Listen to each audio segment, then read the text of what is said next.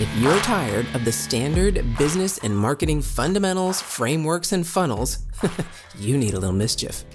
Get ready to turn up the volume on the CEO Mischief Maker podcast, where you access conversations with seasoned business owners who have smashed through mindset barriers, innovated the standard boring business and marketing playbooks, and executed future-paced strategies with bleeding-edge tools and tactics to micro-fail their way into massive success and growth. We are Mindset Impact Strategic Catalysts helping innovative entrepreneurs focus. We are CEO Mischief Makers. Ready to make a little mischief?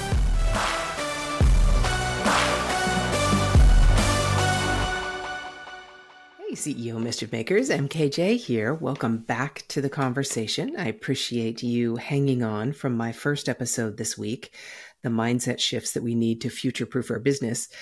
Today, I'm going to be talking about impact and innovation, as we always do on the second episode of the series in the week. And future-proofing comes down to one thing, I think, more than anything else: curiosity. And then what you do with that curiosity is the second thing. So are you curious, and are you open to the possibility of change? You do that, and you can pretty much innovate any process that's happening. So I promised you in the last episode that I was going to talk about some specific companies and specific ways that you can impact and innovate. And let's just start with the impact. Okay, we all have a different customer that we want to impact, or a segment of the society, or type of people, or location, however you are differentiating who you serve. That's who you impact. And I'm going to leave that to you. For me, I'm trying to impact entrepreneurs who truly want to not just stay bleeding edge, because bleeding edge doesn't necessarily help your business grow. Entrepreneurs who want to stay cutting edge and take their previous experience, knowledge, and intuition and apply them to what's coming in the business world.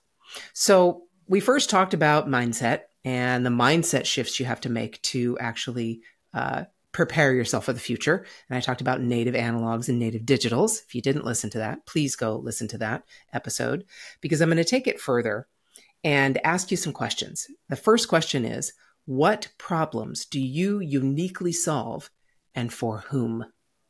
So we're going to take that first, and then we're going to look at how you and your previous experience, your tacit knowledge, allows you to solve them even more uniquely than anyone else in your space. So let's start with what problems. What is your unique solution? You already know these things. These are things that you have had to think about just because you're in business, right? You have to have a solution that you are solving, whether it's a product or a service.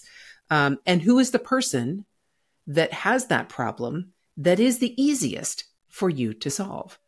So there, as opposed to someone who is an edge case that might have this problem, but is a very specific edge case that would be more difficult for your solution to satisfy that person, or to, as I just spoke with someone in my podcast interview today, Valerie Cobb, and you'll hear that if you listen to the podcast on a regular basis. You'll hear that in a couple of weeks. We talked about not just solving a pain, but actually healing the pain. So who has the pain that you can easily solve? And why are you the best positioned business to solve it? What about you personally and your business and your previous experience that you bring to this solution? Why are you that person that's best positioned to solve it for them? And you already heard me talk in the last episode about framing, claiming, and naming the problem. Not just your solution, but the problem. So if you can frame it effectively, frame the problem that someone's having, name it in a way that they understand and go, oh my gosh, yes, that's it. And then claim your solution as the solution to that problem, you will stand out more than any of your competitors. Okay. So that's what we're asking. What problems do you uniquely solve, and for whom? And, how does your tacit knowledge, your innovation come into that? So let me just go through a couple of examples. Like I mentioned in the last episode, I'm going to share with you a couple of companies that have done this. Just two. We're not going to go in deeply into a whole bunch. And I got this first company from the category Pirates, right? They have a Substack, and I was reading one of their Substack articles, and this jumped out at me. It's a perfect example of what I'm talking about in innovation. So in 2016, SurveyMonkey, Qualtrics, and Medallia were locked in an epic battle for who would dominate the survey software market. And I think rightly so, and you'll understand why, SurveyMonkey was winning. It's kind of in the name. Qualtrics, what does that have to do with surveys? Medallia, what does that have to do with surveys? I think if you have just basic keyword research knowledge from SEO, you would know that SurveyMonkey is going to dominate the survey software market. Well, apparently the CEO and co-founder of Qualtrics, his name was Ryan Smith, he really did not like it when people basically called his company, Qualtrics, the SurveyMonkey on steroids. Well, duh, of course not, because every time they said that, they promoted SurveyMonkey and not Qualtrics. So Ryan Smith, the CEO of Qualtrics, realized he had to do something different. And here's where innovation comes in. And here's where the category Pirates talk about different. So in March of 2017, he launched experience management instead of surveys. And he said, or his company said, experience management makes it possible for organizations to close the experience gap. So he took a different lane. He wasn't going to stay in the same lane as SurveyMonkey. He took a different lane. He didn't have to retool the whole thing, right? But he rebranded, re-identified his different, because experience management is different from surveys. Okay? That's an example of embracing your different, of innovating your space, of using words, right?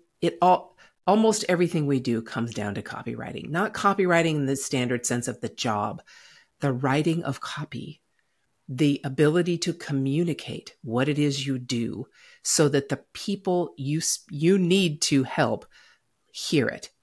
It's like composing a symphony. It is your symphony, and it's the exact music that your customer who needs what you have, it needs to hear. They are in tune. See, I play the cello, so I'm going to use a musical reference. They are in tune with your symphony. That's what copywriting is. It's not just putting the right words on the page. It's knowing yourself. The composer has to know how to play the music and what the music needs to sound like, and how to actually express that music, express that emotion, because that's what music is, to the audience. And the audience has to be in that same mindset to receive it and to understand it. And that's really how innovation works. You need to understand yourself. You need to understand how you're writing your symphony. And at the same time, you need to understand your customer's pain and how it needs to be healed. And your music will heal your customer's pain. All right? I'll get off my little musical soapbox here. But it's really, that's what copywriting is. That's what everything comes down to in communication. All right, let me do another example. You've heard me talk about this particular company on the podcast before. You've heard me interview the CEO, Deanna Reese, before. So in October of 2021, Deanna Reese was the CEO of a company called ZK Systems.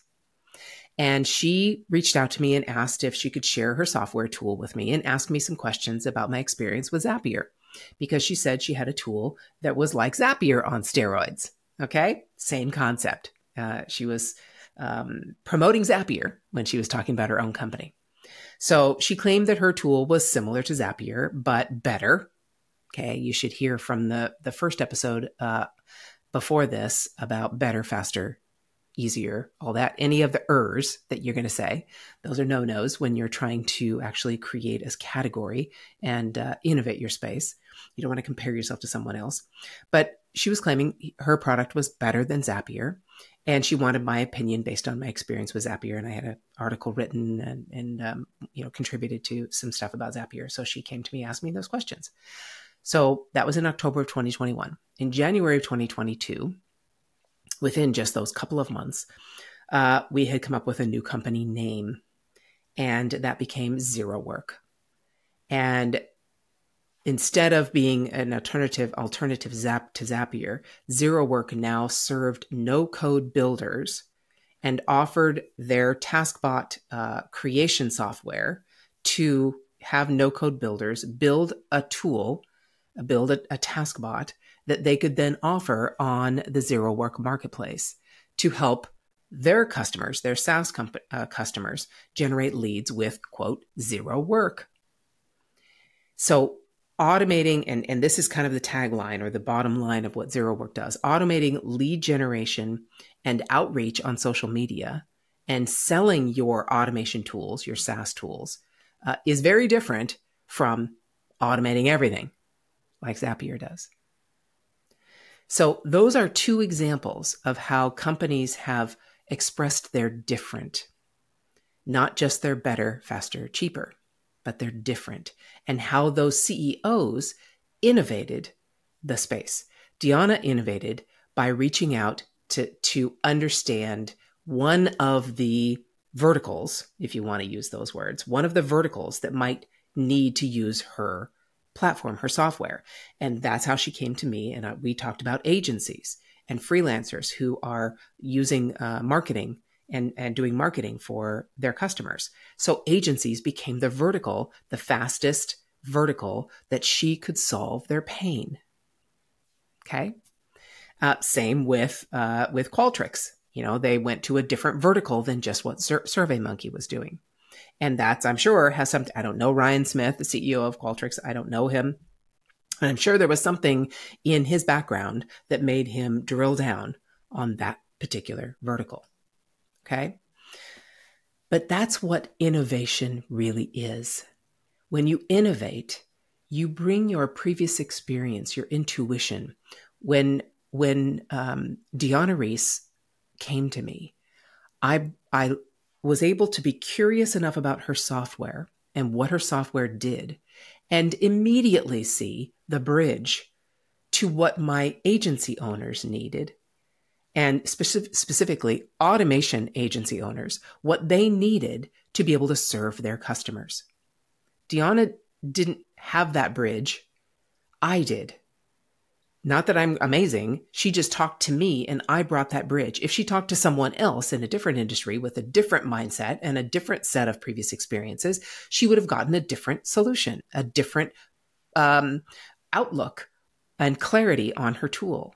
But for me, it was very clear that her tool could do way more than Zapier and could actually solve a problem that my community of agency owners and automation agency owners needed and their customers needed. Does that make sense? I'm not an innovator like Elon Musk. I'm an innovator that brings my previous experience to, and my curiosity to, a potential product, a potential customer, a potential technology. So if you look at your surroundings and you look at your business and you want to innovate your space, I would encourage you to actually innovate and look at how you have done things in the past, what your intuition, what your previous experience, your successes, the lessons you learned from some of the micro failures, from the different positions you've had and the different businesses you've served and also built. If you're an entrepreneur that's built more than one business, been at it long enough, and use those previous experiences and be open to them. Don't shut them off and just use some guru's template that you think you need to use in order to create success. Rather than using that template and following it step by step and doing it like they did, trust yourself, trust your intuition, trust what you've done in the past, and bring that experience to everything that you do. Tap into it. Go back to that experience and be curious. What have I done in the past that would make me be able to see this in a different way that hasn't really been seen yet. You have an experience and an expertise. Everyone does. If you've tried anything and had any kind of job and been at all inward facing and analyzing for yourself, you have gathered a wealth of knowledge and experience and intuition that will allow you to innovate your space and differentiate yourself. Okay? So do that. Try it. Be curious, and at the same time, open and honest with yourself as to how you've handled things that can look at this particular process differently, and especially with native digitals. If you're closed off and you say, no, I'm not going to use video, just not going to do it. I'm not comfortable in front of the camera. I just don't want to do it. Well, that's awesome. You don't have to. But I will tell you, you're hampering yourself. You're basically running a race with basically one foot tied behind and you're hopping. I'm telling you, this is the direction that the world is headed. Not just video. This has been the most difficult part for me to help entrepreneurs in creating some of these interactive videos that I'm helping them create. Many of them are just so much more comfortable behind their computer with the landscape videos rather than the vertical phone videos. They're just not as comfortable on their phones because, again, they're native analogs. Not even almost, all of the native digitals that I've been working with are all very comfortable putting their camera up in front of them and talking on their phone, talking into their phone and recording video on their phone. So there's a very, very clear delineating line between a definition of a native analog and a native digital. And if you are open and curious and break down those barriers that make you say, no, everything has to be perfect. I have to have my video perfect. I have to have my hair perfect. I have to have my makeup perfect. I have to have my background perfect. Those are the things that will keep you in the native analog world because the native digitals don't care. They would rather see real you than manufactured, perfect, staged you. So there's another way you can innovate your space. If you are an accountant, if you are an agency owner, if you are a social media manager, if you are a pet store owner, right? Whatever it is you do, if you can show the real you, even attorneys, right? Doctors, I don't care. If you can show the real you and still be professional, right? And still be genuinely professional, you will be ahead of the game. You will be innovating your space. I'm telling you right now, this is so new to people using video in this way that just show. Why do you think TikTok is so popular? Because it shows real people. Well, not real. There's lots of fake on TikTok, lots of staged situations, right? You're looking at it and I'm going, wait a minute. How did the camera just be perfectly positioned to catch that in your own home? Right? So yeah, it's made to look like it's real, but it's manufactured. That's why TikTok is so popular. So be real. Don't stage it like that. Don't stage an accident, please, or any other situation. Just be real. Just be genuine and authentic and use your phone. And you will be innovating your space. So curiosity, number one, and embracing the native digitals. So those are the questions that I asked. If you want to hear them really quickly, what is your unique solution? Who is the person that has the problem that you want or the pain that you want to help heal that is the easiest for you to heal? And start there. Why are you the best positioned business to heal it or solve it?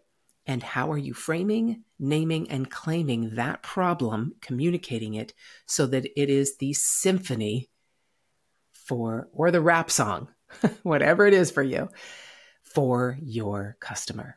They resonate with it. That word resonate is beautiful. It is a musical term. They resonate and they are drawn, emotionally connected to that symphony you're creating. All right.